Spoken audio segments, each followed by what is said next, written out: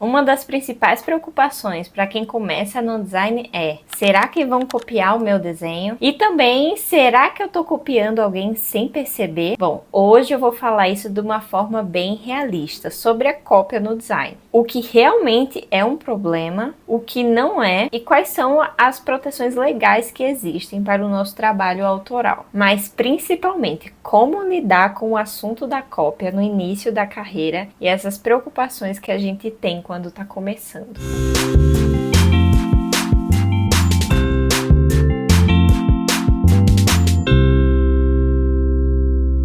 Quem começa a fazer algum trabalho de criação geralmente tem esse receio em relação a cópias e plágios dos nossos desenhos, das nossas ideias. Isso muitas vezes acontece porque a gente acredita que a ideia por si só ela é muito valiosa. Porém, se você já é um conhecedor desse canal, você sabe muito bem que apenas uma ideia ela não tem muito valor no mercado. Mas com o tempo a gente percebe que o que realmente gera valor é o desenvolvimento, é a viabilidade, é o contexto do mercado, é o jeito que a gente consegue resolver aquela solução de projeto, saber como vai ser produzido, saber como vai ser distribuído. No design de produto real, a ideia ela só tem algum valor quando ela está inserida em um contexto e principalmente quando ela consegue ser de fato transformada e produzida para a vida real. Muitas vezes esse medo da cópia ele está atrelado à fase inicial da carreira, mas com o tempo a gente percebe que o diferencial não é ter uma ideia ou ter um desenho, é conseguir produzir ideias de forma consistente. A gente nunca deve banalizar as questões de cópia, né? A nossa propriedade intelectual ela é protegida e existe uma legalização por trás disso. No design de produto, principalmente em relação a desenho industrial, existem proteções legais para assegurar que alguém não vai copiar aquele desenho, aquela solução de projeto. No Brasil, ele é registrado no INPI. Esse registro ele garante principalmente a exclusividade em relação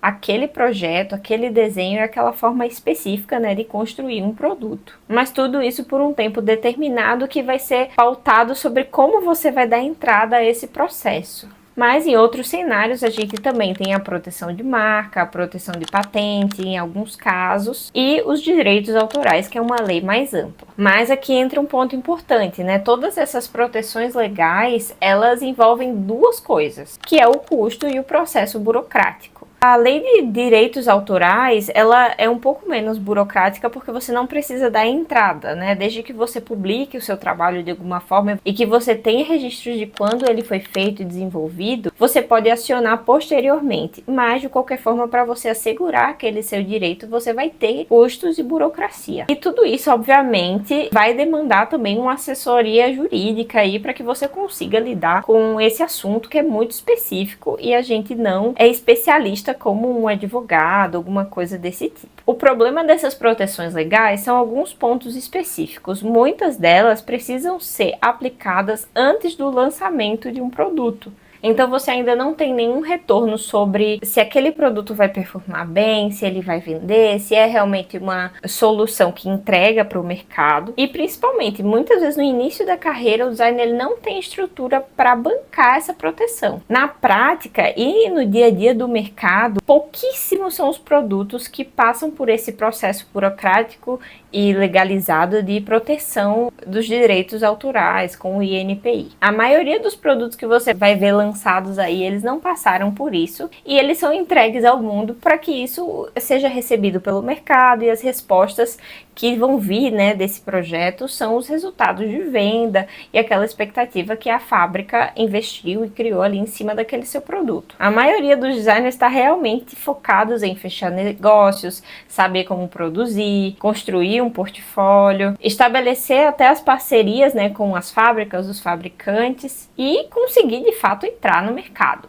Isso já dá trabalho suficiente para que a pessoa muitas vezes não queira perder tempo, né, ou investir tempo indo atrás de algumas disputas jurídicas. cópias. Esses processos legais, eles podem ser longos e podem ser muito caros, até mesmo para quem está movendo essa ação. Então, a maioria das vezes, a proteção da nossa criação, ela vem da construção de uma reputação, das pessoas conhecerem o seu trabalho e conseguir atrelar aquela sua ideia a você. Quando o seu nome começa a circular no mercado, essa autoria começa a ser reconhecida nos produtos. E isso, hoje em dia, tem um peso muito grande. Bom, aí você vai me perguntar, tá, Tainá, mas assim, se para quem tá começando, né, e você acha que esses processos são muito demorados e não vale a pena, bom, eu acho que não vale a pena na maioria dos casos. Porém, se você já é um designer que tem uma boa estrutura, que você já tem um trabalho super reconhecido, que seus produtos, eles têm um resultado muito positivo mercadologicamente, e principalmente você tem uma abordagem de trabalho muito focada artisticamente no seu traço, eu acho que vale a pena sim fazer algumas proteções. Isso não vai garantir que alguém não copie. Dependendo do mercado, de onde for copiado, você não vai nem saber que aquilo foi copiado. Eu já vi cópias assim de produtos do Sérgio Matos, principalmente de área externa, sendo copiadas assim pelo Brasil inteiro, em lugares diferentes, e onde ele consegue identificar, ele faz denúncias, mas principalmente denúncias em redes sociais, esse tipo de solução um pouco mais prática. Sim, ele também move judicialmente essas pessoas para que não aconteça, mas dependendo do patamar que você chegue, e às vezes nem tanto, se for um produto super bem resolvido, o próprio mercado vai pedir cópias dele, o que é uma pena muito grande. Mas mesmo com a proteção legal, nem sempre essa proteção vai conseguir chegar na vida prática. Sabendo que essa cópia existe, não quer dizer que a gente deva ignorar o problema completamente, porque ele de fato pode ser muito prejudicial. Isso é uma batalha que se trava todo dia no mercado em relação a essa ética de respeitar a autoria dos projetos, dos designers. Infelizmente, a gente no Brasil ainda tem um mercado que compactua com cópia, não só de designers nacionais e artistas nacionais, mas principalmente de produtos internacionais, né, que as pessoas pegam como referência, mas que fazem de fato uma cópia daquilo para vender no mercado interno. E isso acontece muito. Infelizmente, tem um ciclo de representantes, lojas que às vezes vê um produto que está funcionando bem, para o cliente conseguir comprar um pouco mais barato, ou ter alguma negociação especial. A fábrica concorrente termina fazendo uma cópia, né, um plágio daquele produto para poder ganhar essa venda. Não é só a reprodução de designer com designer, mas às vezes é uma fábrica menor que às vezes nem sabe, né, de onde vem aquilo, e principalmente por pedidos de pessoas que estão envolvidas aí no mercado. Mas o meu ponto principal nesse vídeo aqui é demonstrar que a cópia, ela não vai parar o seu progresso, ela não vai, na maioria das vezes, prejudicar o seu trabalho, e principalmente a cópia vai ser uma coisa rara, ela vai ser uma coisa difícil de acontecer. A maioria das pessoas realmente está indo atrás de fazer os seus próprios desenvolvimentos, ter os seus próprios desenhos. Então, a minha questão é que a cópia não pode ser uma trava para que você exponha o seu trabalho, que você divulgue os seus produtos, os seus projetos e as suas soluções. Porque isso vai te prejudicar muito mais do que te ajudar. Isso vai te prejudicar a fechar bons contratos, a mostrar o teu trabalho, a passar uma autoridade sobre projetos. Então, meu ponto é que a cópia é uma coisa séria, ela é uma coisa imoral, mas que o medo dessa questão acontecer, de uma cópia, de um plágio acontecer, não pode travar você, principalmente você que está começando. Porque muito provavelmente os copiadores e plagiadores, eles vão estar focados em outro tipo de profissional que já demonstra algum resultado. Copiar para ele um produto que ele não sabe ainda se performa, muitas vezes sai mais caro, né, fazer essa prototipagem dessa cópia do que, de fato, copiar alguém que já é mais conhecido, que é um produto que já rola no mercado. Infelizmente, pode funcionar assim. Bom, e o outro lado da moeda é como fugir de um plágio acidental, que eu acredito que seja você aí que tenha esse medo e não que tente fazer um plágio de forma consciente. Esse é o outro lado da conversa, né? Existe uma diferença muito clara do que é uma referência e do que é uma reprodução, né? Uma cópia. Nós, como responsáveis, né, pela autoria de um desenho, temos que ter muita preocupação em relação a isso. E existem diversos fatores que podem levar, ou falta, né, de alguns fatores que podem levar a uma cópia acidental ou um plágio. No design, ter referências é uma coisa super normal. Fazer pesquisa de mercado, não é porque uma cadeira tem 4 pernas que se eu fizer outra de 4 pernas eu vou estar plagiando aquela primeira lá das 4 pernas. Mas existe uma necessidade de diferenciação clara para que aquele produto não fique tão parecido o suficiente que seja confundido entre um e outro. Então, 3 perguntinhas que você pode se fazer para saber se aquele seu projeto está sendo uma cópia ou apenas está usando outros projetos como referência. A primeira é: esse projeto está apenas repetindo algo que já existe? Porque se estiver só repetindo, você corre sim o risco de estar fazendo uma cópia. A segunda pergunta: existe alguma transformação real na ideia inicial que você pegou? Então, se você quer fazer uma cadeira de 3 pernas inspirada numa outra cadeira de 3 pernas, existe alguma transformação real nos outros aspectos da cadeira